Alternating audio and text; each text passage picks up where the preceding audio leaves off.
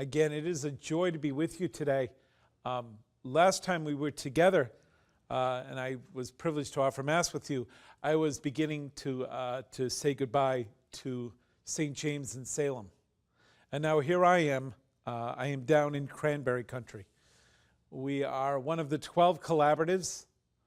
It's my privilege to be pastor of 3 different families, 2 parishes in very different areas. Middleborough, as you may know, is a little city. Lakeville is what's called a leafy suburb, and then we have Rochester, and St. Rose is in the middle, literally, of a cornfield.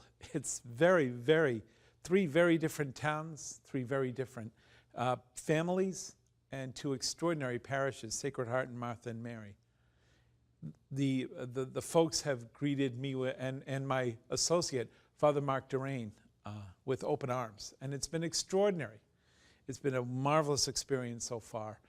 And not only is that area the land of cranberries and cranberry bogs, it's the home of quahogs too. I'm learning a lot about quahogs.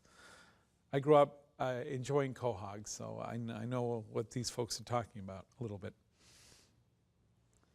These are extraordinary days in these 3 families, in these 2 parishes. The challenges, the difficulties, and it's so easy during this time for people to wonder, well, what's going to happen now? What's next? Well, today's gospel should prove to us that this is a time of rejoicing. This is a time of hope and of joy, because the house that we live in, the house of God, is built solidly on rock. The teachings of our church have been given to us, and I love how Jesus speaks about the house built solidly on the rock, and what does he call Simon? He gives him a new name, Peter. Upon this rock I will build my church, and no matter what happens, it will live and it will grow. These, again, are extraordinary days. These are days not to worry, not to doubt, but to trust and to innovate. We are not innovating anything extraordinarily separate from what the church teaches. We are innovating essentially in the midst of what the church calls us to. This is nothing new. The church has been doing this for 2,000 years, and especially in the advent of the Second Vatican Council. And it's beautiful that as we remember St. Cyril, who stood in the midst of the Council of Ephesus and spoke the truth, that we speak the truth so many centuries later, in the midst of the Second Vatican Council. This is who we are, and this is what we believe. Our house has been built solidly on a rock. What we hold and we teach has been given to us, and we pass it on in a new light, in new hope, with new opportunities, with new possibilities and new dreams. When we really live that, when we really follow that, extraordinary things happen.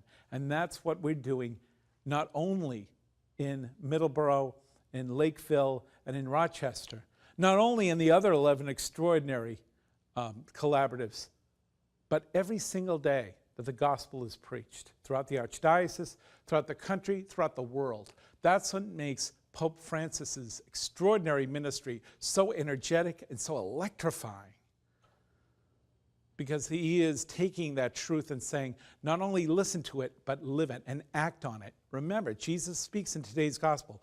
Don't just receive it, act on it. Do something about it. Become disciples of the nations and make disciples of the nations.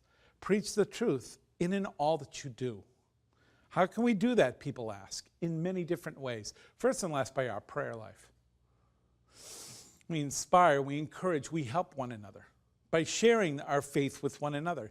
And that calls from us to be courageous, to step out, as it were, into the waters, to be fearless, and to know no matter what, the storms that will come, and there will be storms, there will be difficulties, there'll be problems, and I talked about that in my first few days when I arrived in the Cranberry Collaborative.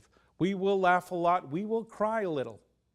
We will have difficulties, we will have challenges. That's all right. Welcome to the history of the Roman Catholic Church. There is no reason to be afraid.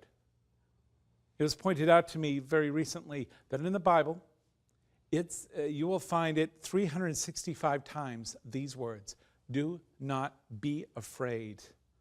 365 times. Powerful, incredible, extraordinary.